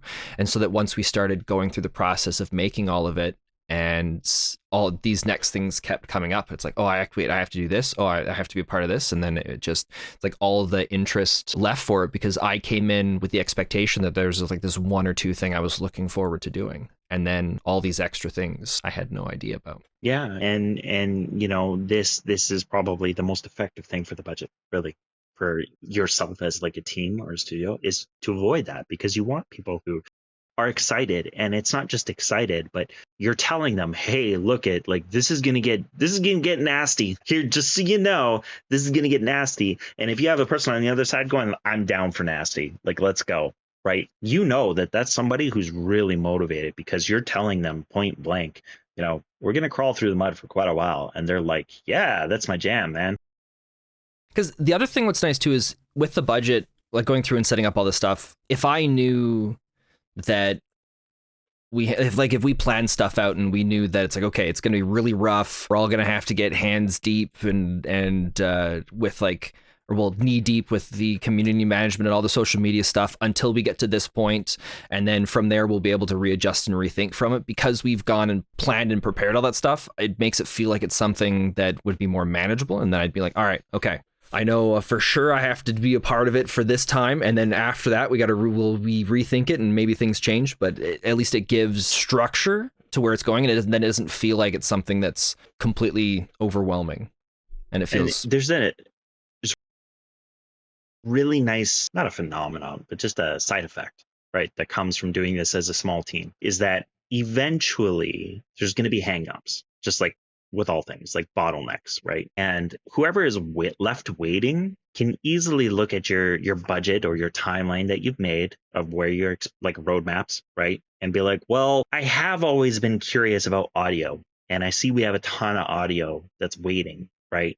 Like, just hasn't even started yet. I have time, and I'm just going to go do that because it's clear, it's laid out for me, right? Whoever is leading the project has laid it out and been like, all you need to do is just record this line for this task. So somebody who's like, yeah, I'm pretty excited to do that. I'll go to the grocery store and just smash apples. Hell yeah. So they go do that. And then that's an audio task that was done by, I don't know, your marketing guy or your programmer or your game designer or somebody along those lines, right? And so that's how you see really effective teams who are well coordinated, who understand each other, who work well together. You see they all contribute to all different parts of the game. That's why, is because you've eliminated a lot of the unknowns, where it's like, I don't need to know how to do audio design. I just need to know how to do some of the basic stuff, because the guy who does know audio design, he'll do the hard part, but you've made his life easier, right? And so you have a very organic way of working, and you pump out projects really quickly. If you look at them, teams who stay small, who stay independent, and they put out a lot of products really quickly, it's because they've fallen into this weird little flow with the team, where everybody is they just decide what the plan is, they figure out the plan, and then they just execute, because they know there's no hangups. I know the game designer isn't going to be upset if I start working on this. Like, it's a really interesting environment. You don't get that with a lot of AAA. Coming into this episode, I thought a lot of what we were going to be talking about was just, dollar number signs and categories and, tasks that go with it, and just talking about, where things might be allocated and why this might be that, and why this might cost more, this might cost less. But now that we've gone through this episode, everything that we talked about that wasn't dollar sign related, it feels like it was more important, but also necessary as a part of this whole budget discussion. I don't really. I think there's still a part of me that's still like all the stuff swirling around and starting to try and find the places it's supposed to fit in the understandings. But so I can't say how or why at this point, but it was surprising how much monetary related stuff we talked about in this episode, and just how right and important it felt to be a part of it too. So one of my objectives with this was to define what a budget is. And we started that last episode too, right? The one before this, just talking about budgets and whatnot, and how it's a resource, and like, momentum and all that kind of stuff. All of it, and everything that we talked about today, that is all what a budget is. If you're looking at a budget, of course, it's numbers, it's dollars, it's categories, it's a spreadsheet. That's not exciting. So hopefully, if you made it to the end of all this and you're listening, understand that when you're looking at a budget, this is really what that budget means. When somebody is presenting you with a budget, this is what they're looking at. This is all the stuff that's involved with this budget, and this is what this budget is meant to do. It's meant to facilitate all this work, all this discussion, all this coordination. Feels crazy. Yeah. And if you look at that budget and you're like, there's no way I can handle that kind of that workload, your game is too big. Go smaller. Yeah, one of the things that still bothers me about it is I understand the importance of putting the monetary value on everything, so that there's an understanding of what actually goes into this. It still feels, I don't want to use the word scary, but it just, hypothetically, like, we just went forward with everything in here and we just said, all right, this is our hypothetical budget for the game that we're going to go make. Now we're going to go and we're fine with everything. We're going to go start working on this. It's like $26,000 is what we have for the estimated. And then we have 31,000 for the buffer, with the 20% overrun, for the things that who knows what can happen. Things can change and adjust. But it's like, I know for sure I don't have the money for something like that. And so because of that, it feels like it's something that I shouldn't be able to start. But I also know that this isn't saying that this is how much it's going to cost us to make this game. But it's like, this is how much our time is worth putting into it, if that makes sense. That's more of what we're calculating here right now. It's not how much money we're going to be spending on this game, but it's putting a dollar value to the time and energy and effort going into making it. Yeah. And the other way, it's a weird concept. The assigning a value to it, first of all, gives it weight, right? That it really does, right? Because if there's one thing that humans understand, it's money, right? And the other reason to do this is that you have to be able to look at that number and say, that's an investment into where I want to go. If you look at it and you're like, that's a scary amount of money to spend. So you're already thinking about the end. You haven't even gone through the process, is what I'm trying to get at, right? You're thinking about the cost of it as if it was a transaction. This isn't a transaction because it hasn't happened. There is no game, right? There is no product exchanging hands here. So it's not a cost. What this is an investment in your future. It's an investment in your professional development. You're going to learn game design. You're going to learn budgeting. You're going to learn marketing. You're going to learn community management, programming, game releasing, Steam, all this stuff up to a prototype level for only $31,000. How much did our animation diploma, which was barely enough to get work, how much did that cost? I don't even remember. It was so much. It was like more. 40, it was more than that. 40, 50,000, somewhere around there. It was about like 46 after tax. And that's not even the cost of living. No, that was just for access to the space and the information at the time for us, right? So think about it that way. So if you think of it that way, is that 31,000 still scary? Not as much. No, that's a good deal, right? And if you're listening to all this and you're like, man, like this is how you should think about all this information. Yeah, it's hard stuff. Yes, I could have redone this budget. Like, I'm sorry I didn't. This seems like a lot of work, but like it was important to get to this point. It was important to do this budget in its current form because we had to start thinking about it in money. We had to start thinking about it in tangible terms. Now that we've done that, and you're definitely there right now, and you're still stuck there, well, now, yeah, think about it as an investment now, because now you understand all that work. And so now it's not something you have to do. Now it's something you're going to learn. Now that's totally different mindset. You're probably more likely to get something done that you wouldn't have done before simply by looking at it differently. It's a weird thing that how we are as people. Well, going through this process, I guarantee that if we hadn't gone through this, probably wouldn't have worked as hard as I would work now. And not even because, and not even in a way where I would have meant badly by it, but just the mentality of, I don't know, the weight of everything. I don't know how to word it, but just the process of this makes me more invested, no pun intended, but in the process of it all. Well, it's your understanding, right? So typically you have to be curious about something. And this is just generic. It doesn't apply to games. It applies to anything. You have to be curious enough about something to want to put in the effort to explore it, to observe it, to try to understand it, right? And the next thing that happens is comprehension. You start to put together this random collage of ideas and experiences and just things that you've been researching and asking questions about. And it just starts to click. Eventually you're just like, oh yeah, I see. Oh yeah, I see. Oh yeah. When that person said that thing and I thought it was total bonkers and it makes total sense now, that's comprehension. You're understanding on a deeper level, right? What comes next is execution, where you're like, well, I understand it now. And now when I go to do it, you have like the momentum to carry you through it. Because if you just try to go to the execution without that comprehension stage, you're not going to be able to do it, because you need to have a fundamental understanding that, oh yeah, this is a difficult thing. There's many steps to do it, but I understand all the steps. I've just never done it before.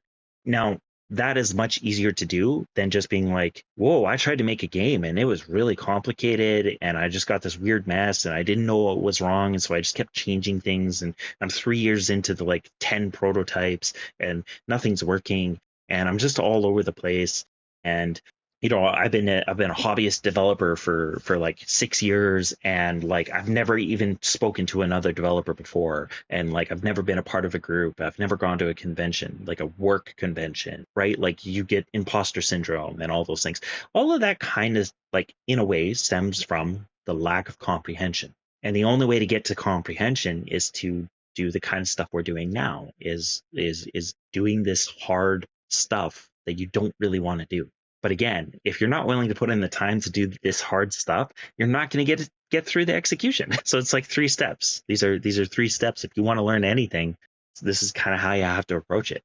What I love about this here is like we've gone through and done all this for video games, but like this process for large decisions in my life and other projects that I currently have on the go as well, I am probably, I'm not going to say probably, I will be going and doing a process of this through those now too, because it's forced me to think about aspects that I never would have thought of otherwise, and it's also forced me to have a better understanding of, or maybe not. That's might not be the right way of putting it, but it's forced me It's forced you to be curious. Not to cut you off. No, like, that was you couldn't. That was, yeah, you found the words I was looking for. Yeah, it's forced you to be curious, and now that you are starting to comprehend it and you are seeing actionable results, right, from like working with somebody who's a part of this kind of stuff already, yeah, you can't help but look at all the other stuff like you're saying, and it's like, well, no wonder that didn't work, or no wonder I should be doing this if I want to achieve that result, or and it's whatever, less likely that there's going to be things that are going to slip past me because I mean it's all here now in front of me. And it also becomes easier to do the hard stuff too, because you'll know that it's not just something that you dislike. It's like, well, I want to achieve this result, and I know that this is a part of doing that. So, it's not just its own separate task anymore. It's now a part of the whole collective project. Yeah. No, that's cool. I'm so excited. Like if nothing else, if everybody dislikes this by like thousands of views or whatever, like this was enough. This was great. Well, is there anything else that you'd like to add or say about it today? I think we'll have to work. We'll have to work on the title, so it's not just talking about the budgets. We got to make sure that it's a little clearer for expectations. But I'm sorry for anybody listening where you were hoping to do the number crunching and we didn't get to it. But no, but we're gonna do the whole thing visually on YouTube.